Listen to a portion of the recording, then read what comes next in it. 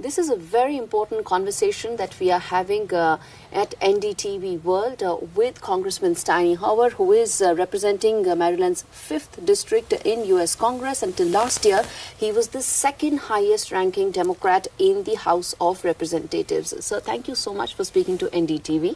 I'm glad to. Thank you very much. It's a beautiful day. We're out on a nice day here, but the election doesn't look beautiful at all, does it? It looks fairly ugly with what I seem to gather.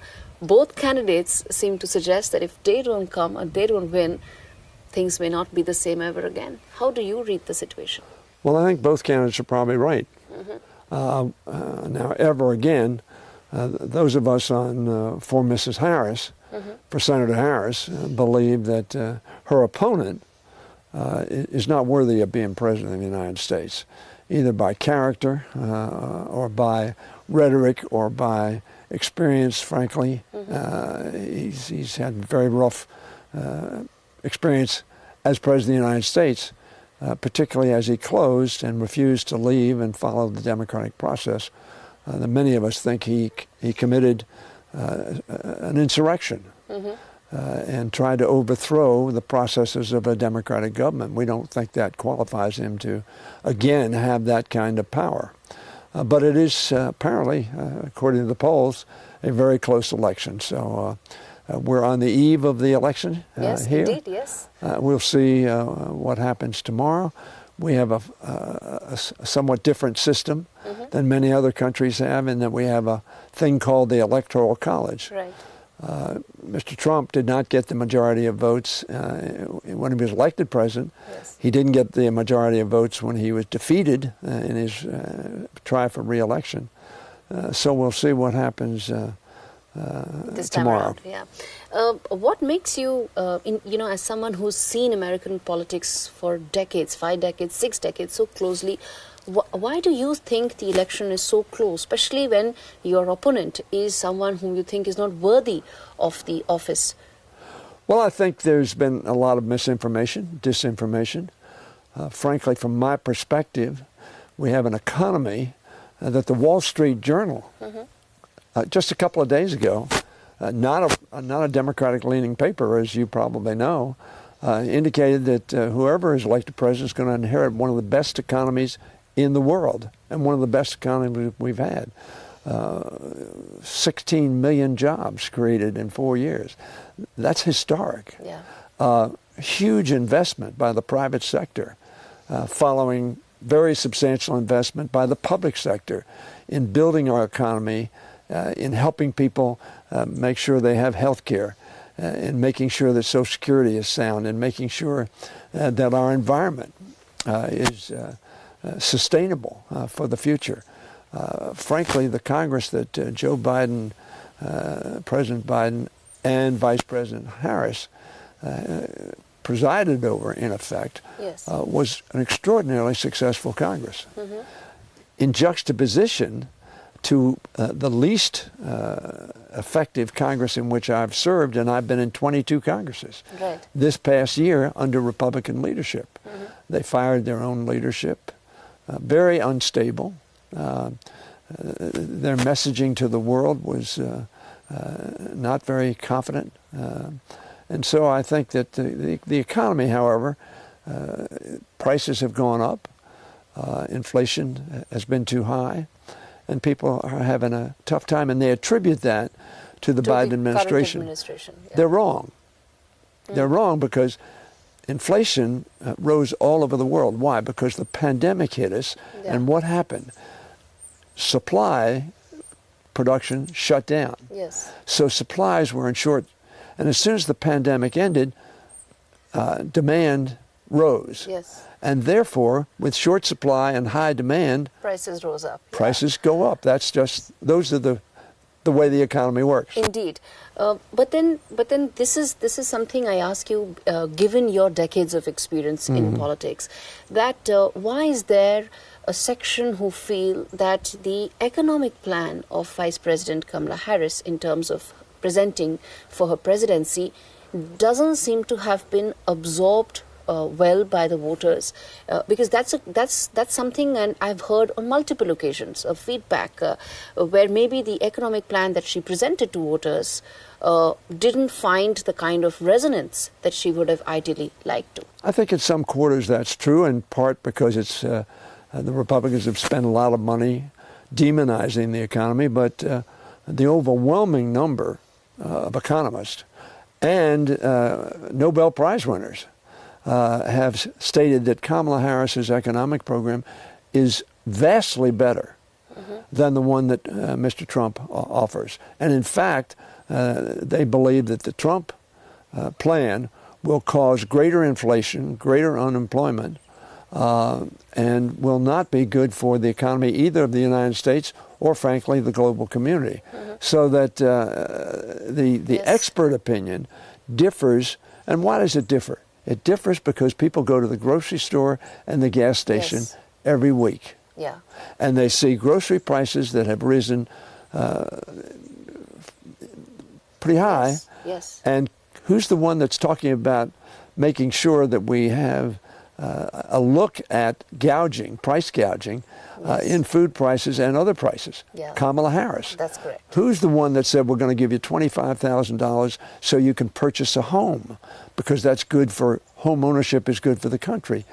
Who's the one that's saying we're going to make sure your health care costs stay down? Kamala Harris. So it's ironic that we find people who understandably are struggling because of the high grocery prices and the high gasoline prices, say they don't like the economy.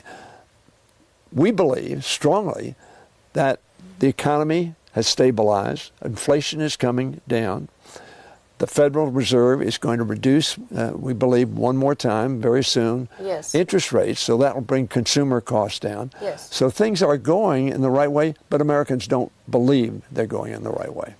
On to two very important aspects of whoever gets to be the next president, which is the Ukraine conflict and the one that is happening in West Asia. On West Asia, you have a very strong view that you've also spoken about in the past, and let me come to that first. How do you see this conflict being resolved under a Harris administration, and how do you see that, if at all there is a Trump administration? You're talking about Gaza? I'm talking about the Gaza, yes. Right. Well, first of all, it bears repeating that Israel clearly has the right and the responsibility to respond to the terrorist attack of October 7th. Yes. And to the attacks of Hezbollah starting on October 8th. Yes. Where they had to vacate part of Israel to save its people. Some 50 to 80,000 people had to move south so that the Hezbollah rockets could not reach them. Now, having said that, Kamala Harris has said, and I agree with her, the tragedy of the collateral deaths that have occurred among children and women and seniors is a tragedy. Yeah. And we need to recognize that. And we need to make sure that we ameliorate and reduce that tragedy as much as we can. At the same time, we cannot allow Iran, Hezbollah and Lebanon, or the terrorists in Gaza to continue to pose a threat to the Israeli people. Exactly. And what I've said is, people talk about a ceasefire. In fact, you also talked about, Qatar being, you called out Qatari administration saying that more needs to be done as far as ensuring those hostages are released, or maybe funds should be, there should be some revisit on American association with Qatar on multiple fronts. Well, we have an interesting relationship with Qatar, as you know. And you have troops based there, but at the same time, there is a sense of distrust that is there between the two. I think it's an interesting relationship. It's a tougher relationship. And we have urged them, and don't believe they've acted effectively enough on behalf of the hostages that were taken by the terrorists on October 7th. So yes, we believe that. But we also believe that Iran continues to be the major destabilizing player. Iran is looking for hegemony in the Middle East. They want to be the power in the Middle East. Israel stands in their way. And they have articulated for decades their intent to destroy Israel and to kill Jewish people. Right. The terrorists did that as well. Some of this, a lot of experts feel, is finding resonance in Michigan. I'll come to that, sir. Yeah. And, you know, with Michigan being such an important state, there were reports in the last couple of days that some of the counties where there were Lebanese American mayors, they are now endorsing Trump. Again, it is in the context of the election that this conflict should also be seen. How do you see that impacting Michigan, if at all? Well, first of all, let me say it's interesting that they're doing that.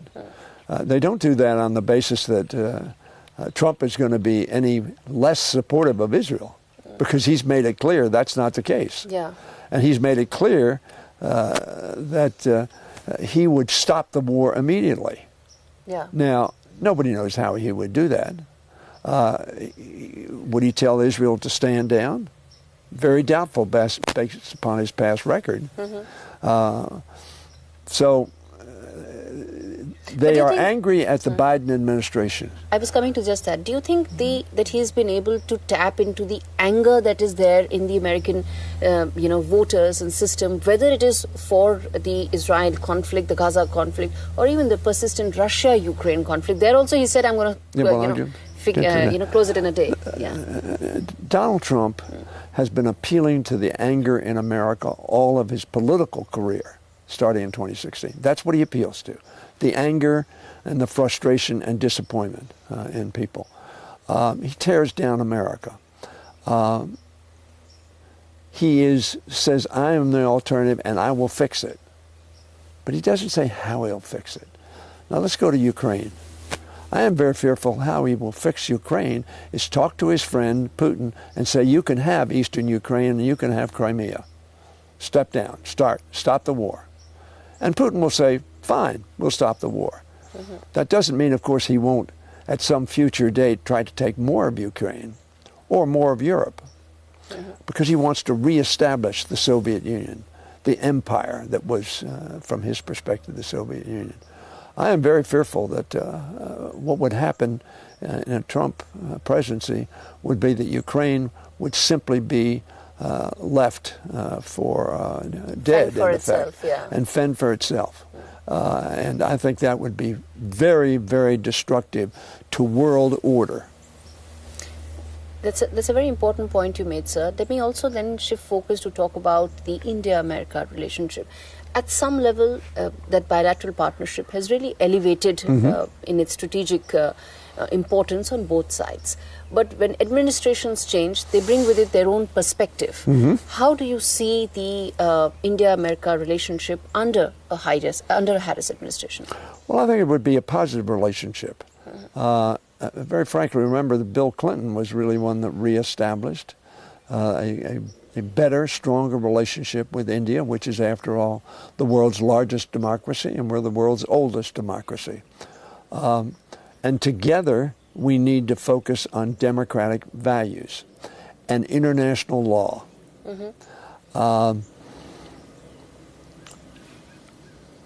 Putin, let me put it, Russia, the Soviet Union, was at a time when relations between the United States and India were strained. And India had a closer working relationship with Russia, relied on Russia for arms and training and armed forces cooperation and economic ties as well. The Soviet Union went away. A door opened for a better relationship between the United States and India. And we worked on that. Both sides worked on that. And the relations between our two countries have certainly improved very substantially. I personally believe that India's best interests are aligned with the democracies of the world, committed to international law, committed to assuring that we do not have armed conflict between countries. We don't have invasions as Russia invaded Ukraine, because that is, A, inconsistent with international law and certainly puts at risk international stability. So I think a Harris administration, frankly, I think would be very focused on its international relations. She, after all, has a background. Yes. And her folks came from Asia, from India. From India, yes. Her mother is from India, yes. Yeah. So, yeah, mixed marriage. The fact of the matter is, I think it ironic that anyone would think that she would not want to see a positive relationship between India and the United States, consistent with our values and international commitments. Mm-hmm. All right, sir. Thank you so much for speaking to NDTV. And the next 24 hours are very critical for the party. Wish you the very best. You're a stalwart in the House. Thank you very much. Thank you so much for your views, sir. Nice to be with you. Thank you, sir.